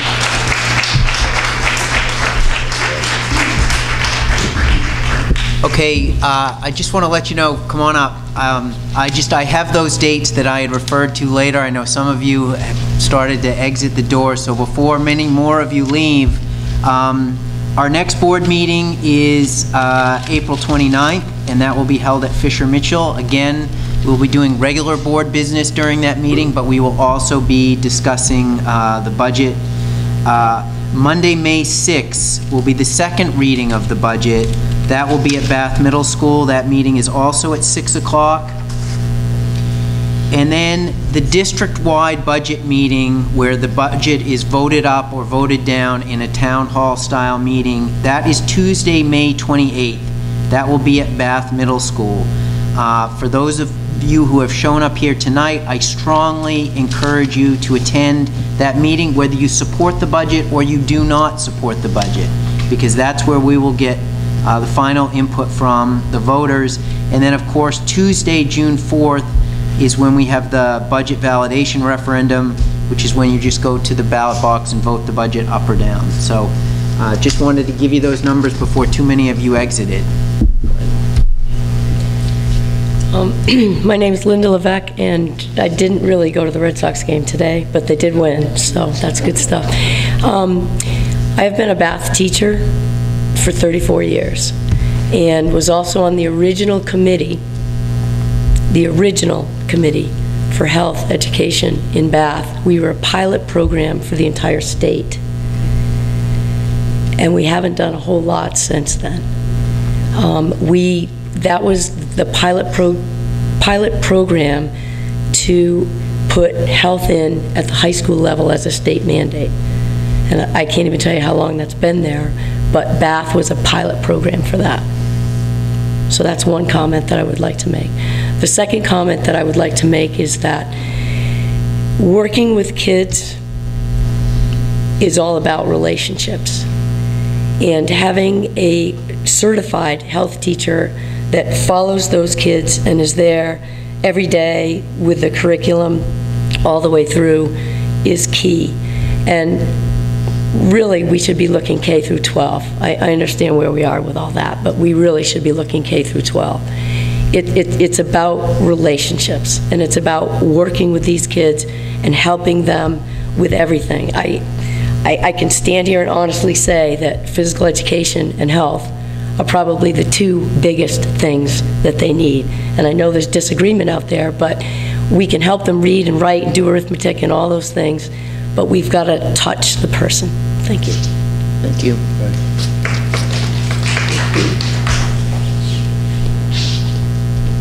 Hi, I'll be very brief. My name's Julie Rice.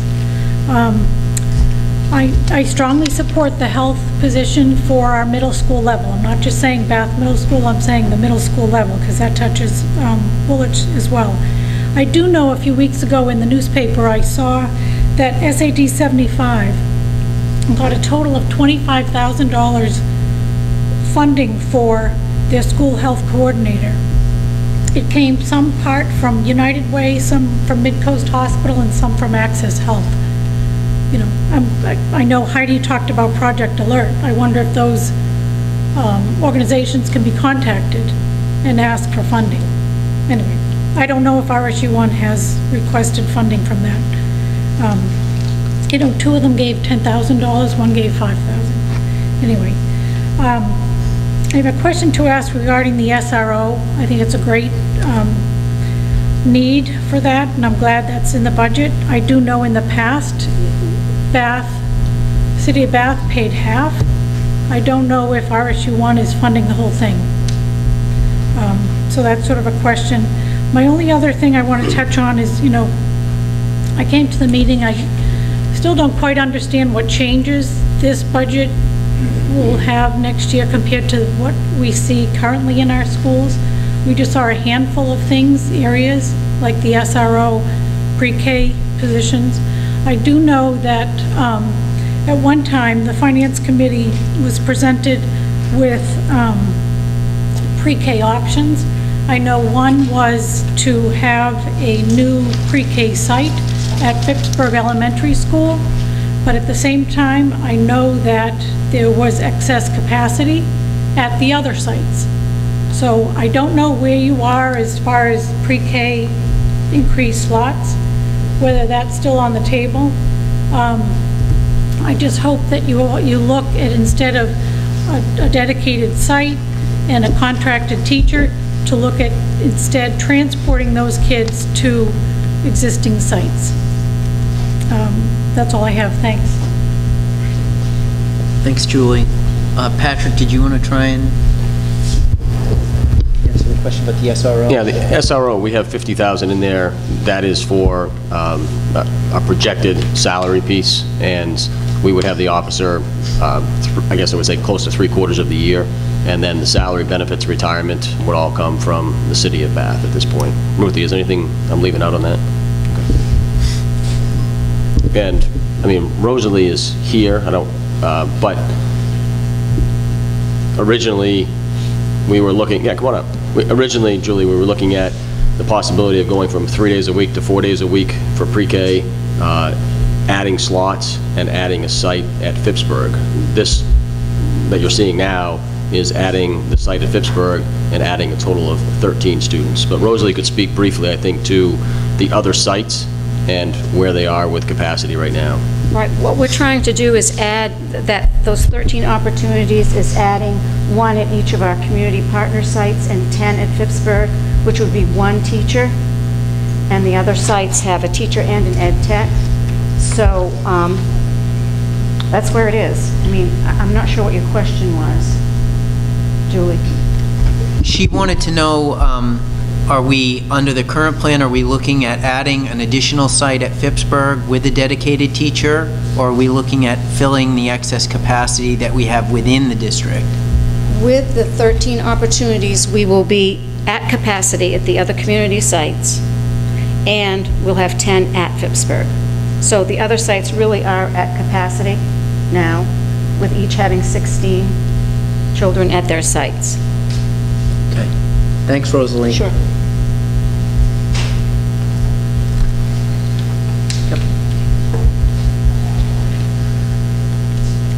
Hi, thank you very much for your service, and I'll introduce myself. My name is Kate Carpenter. I am an RSU1 parent. I have a son, Riley, at Dyke Newell Elementary School in 2nd grade, and a daughter, an 18-month-old preschool wannabe over at Family Focus.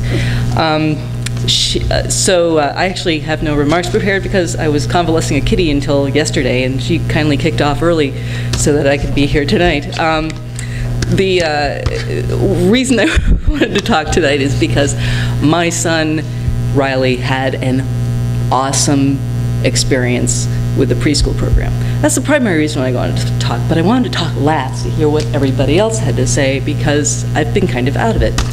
And I have to say that my personal background it really, really does value, and I hadn't really realized the extent to which we didn't have health education at the middle school level with a certified person. So I'm in this two quandaries. Well, how do I support one and I support the other? I can support both. I've got to support both because I know that Rosalie's program screens for vision issues. My son had a vision issue. He had a cataract, we discovered. He was blind in his left eye, and I had no clue. We have to give these children at an early age a chance to start to realize how wonderful it is to read and to be read to be supported in whatever interest we want to go to. Because according to the Maine Development Foundations, whose numbers I'm not going to remember, there's like a $1 to $11 savings later on in life in our in what we put out for correctional services and lost taxes on income from people who just don't earn as much because they don't go as far in their educational goals, and they have problems with the with the justice system. So how do I balance this? And on top of it, I took 3 or 4 languages in high school and college to hear that we need more language. Here's the thing. Everybody's got to make their own decision about their own children. I understand this, and I try to hold that in my heart.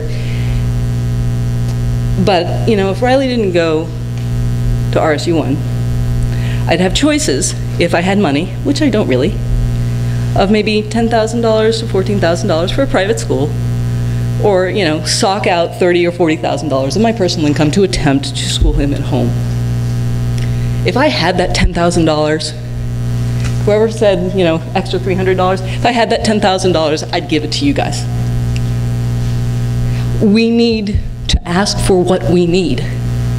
We need to make Owen's dad, the little Owen, not the larger Owen, Owen's dad and all of his compadres that would come to Maine, come to Bath, and settle, say, this is a school district I want to be part of. I want one with a pre-K education program. I want one that can detect depression in my son when lifetime, what is lifetime incidence of major mental illness? Something like 40%? Is it something like that? Let us learn this young. Preschool can start it, K-5 can start it, at the very least middle school should start it. Let us reach, let us ask for what we need. Let us attract the families here. Let us attract the families that we have lost. How many people know someone who's left the school district? Their child has gone to private school or has gone homeschooling? Raise hands. Yeah? I don't want to say that those parents have done a bad thing. They've made a decision. But my decision is ask me for my money. Ask the state for my money. Let's go there. Let's do what needs to be done to make our students the best students on the planet. And that's all I have to say. Thank you very much.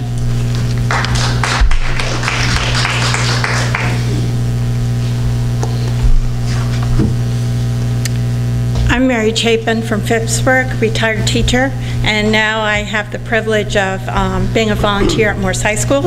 And today I talked to some of my seniors about the need for health education at the middle school. And some of my kids were saying it needs to start even younger.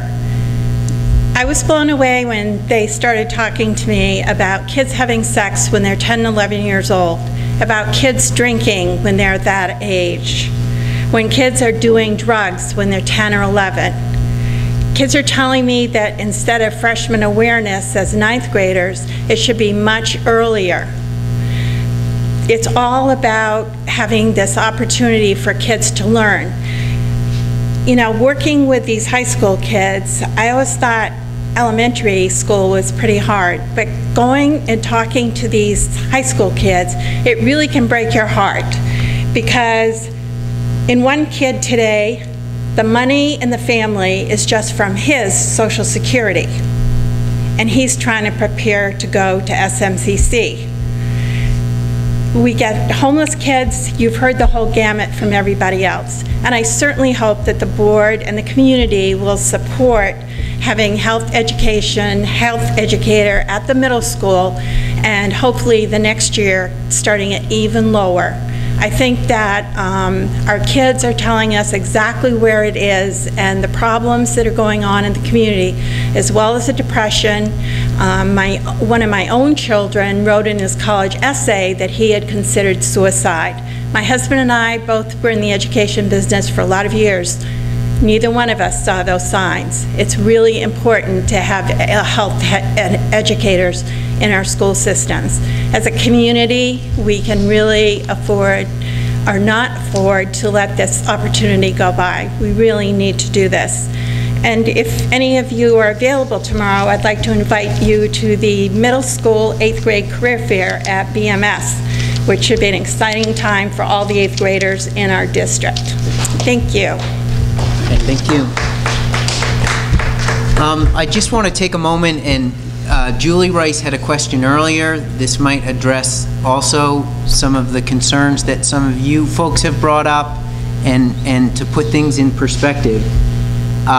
Julie had asked what constitutes the budget and why there was a difference between what we had seen with a 9.7% increase versus a 6% increase.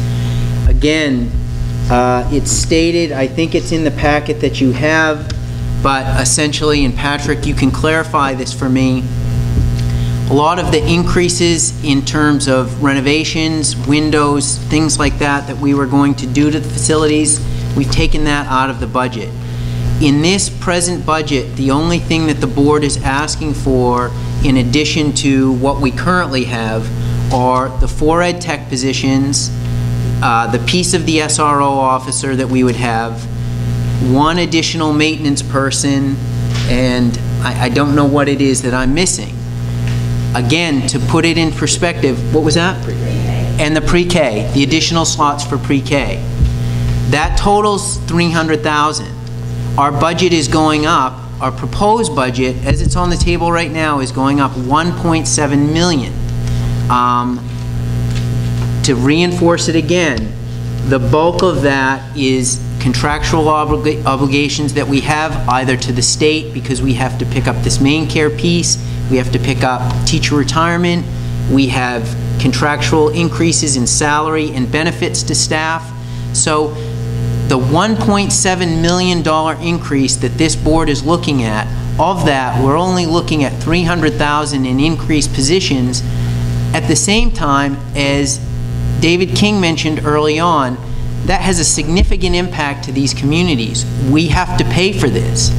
So if we're talking about adding in these additional pieces, I want everyone to just keep in mind, as I said, you need to participate in this process. I see the value of a second 6th grade teacher. We see the value of health education. We see the value of a number of other things that we've discussed about tonight. All of those things are going to add money to our budget, a budget that some folks in the community already have concerns about. So as you speak out about this tonight, what's even more important is that you show up to the meetings where you need to vote, and you speak out at that time as well, because it's the votes that are going to carry this budget. At the same time, we've heard people talk about within our community, and we know it, the high poverty rates that we have, that money is tight. We just heard from someone from, I think it was Mary, who talked about a student, the family income comes from that one student's Social Security check. Those are the people that are going to be paying for this budget. It's us in this room, and those folks too are also paying for this budget. So I think we need to try and keep things in perspective.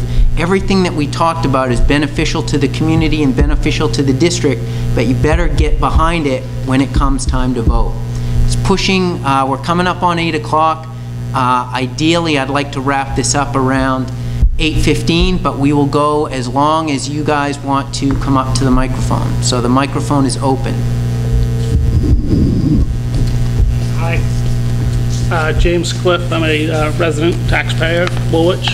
father of 2 children who attend Woolwich Central School, neither of which will be in 6th grade next year, so I don't have a immediate interest. However, I'm concerned with the class size for that particular class coming up this year, and I'm a little embarrassed to be up here because I have to believe that since it's not in the discretionary additions, that there must be a plan to deal with this, especially knowing that, having known this for a couple of years, that this was going to come to fruition at some point.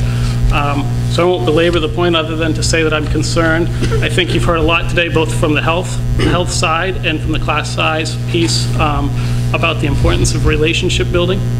And I think we can, it's safe to say that it's the opportunity to build relationships with 6th graders and 5th graders.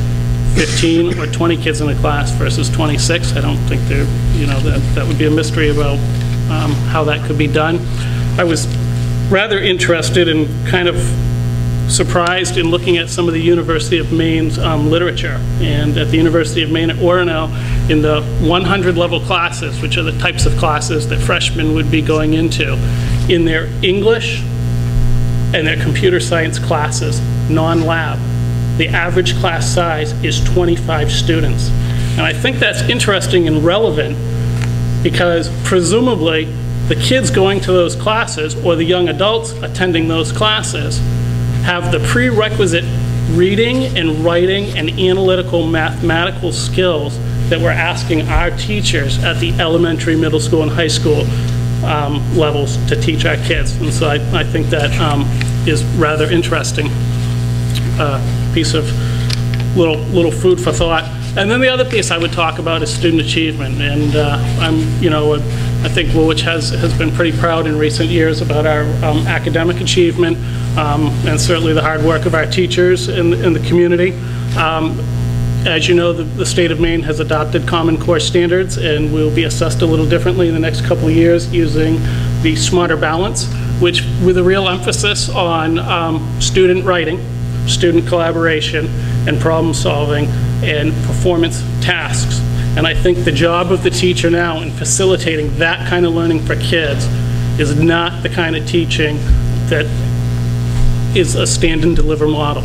And a stand and deliver model might be a great way to deliver for 28 kids, but I don't think it's not what we want for our kids. And I think if that's what we're able to offer them, then I would not be surprised if Woolwich does not continue to have the type of academic results it has in recent years.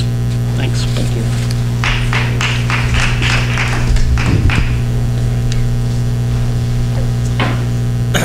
Hi, my name is Kyle Beaton. I live in Woolwich. I just had a question about the technology thing. Did you say that the high school is planning on having tablets and not laptops?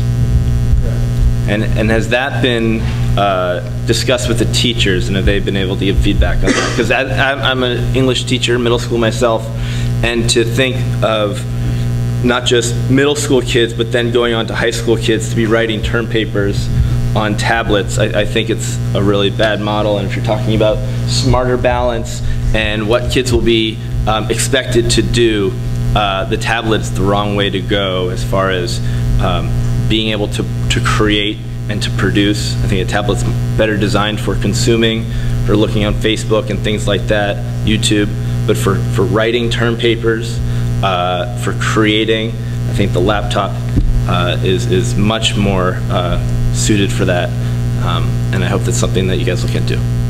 Thank you.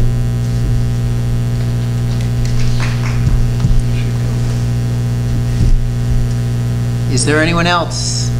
The mic is open.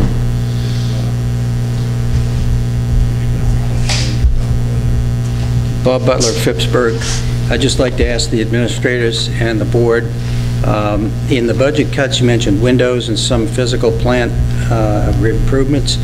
Is the board concerned about the accreditation of Morse as a result of the evaluation that was done a couple of years ago by NEASC, in which they put Morse on warning for some of the facility changes, and I think some of those were windows. I want to take this one. No. And Bob, it's a huge concern for us, and I think as we've talked about it at the board level, we have just completed a facility study with Harriman Associates to look at our the state of our facilities and our capacity at the middle school, at the elementary level. We are in the process of contracting Harriman to do a pre-engineering study of Morris High School to look at all major systems. We've been kind of talking about Morris since we had that NEASC report, but keep in mind the folks who did the NEASC report were educators and not engineers or architects. So we are now, I think the cost of the study is somewhere around, the engineering study is $8,000. It's an assessment, as I said, of all major systems, and we are going to use that study as a launching point to begin to have discussions within the community, with alumni, about what to do about that particular facility and look at all of our facilities. A number of board members have expressed concern and said we need to start putting maintenance on a regular basis. And then the third and final thing is we are looking at, within the next year, potentially bonding some of these items. These are long-term items, and so we've begun to look at that process and to see what it would cost to the community, what level of debt the district can sustain. So it's been a big concern, and we were upset to have to pull that out of the budget, but given the size of the increases that we're talking about, it didn't have a place. Okay, go ahead, Patrick. I'll be brief. Bob, I think you spoke last year at the district budget meeting. I think I remember that. And had a concern. And, the NEASC piece Tim kind of addressed a little bit. I've personally met with the director of NEASC to get a better understanding because, like Tim said, they're mostly educators that come and do that. There's obviously great deficiencies at Morris. We're number 11 on the list. I went up and testified a couple months ago along with SED 75 from Mount Ararat to try to expedite that process, but obviously money's an issue up there as well.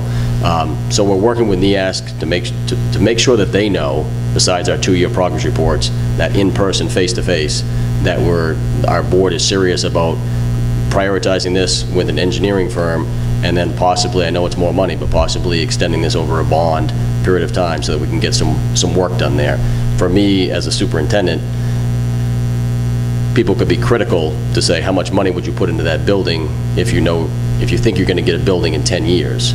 But for the current students now, we have to be concerned with their safety and well-being in that school. So we do have to put money into that building, and it's the right thing to do. Thank you. That's good news. Is there anyone else who would like to speak? Okay, again, I want to thank you so much for coming out tonight. It is beneficial to the board to hear both sides of the argument, but you've heard the pleading in my voice. We need you there throughout the whole process because that's where we get our direction from. So if you have questions, we have email. You can contact us that way, and have a good evening.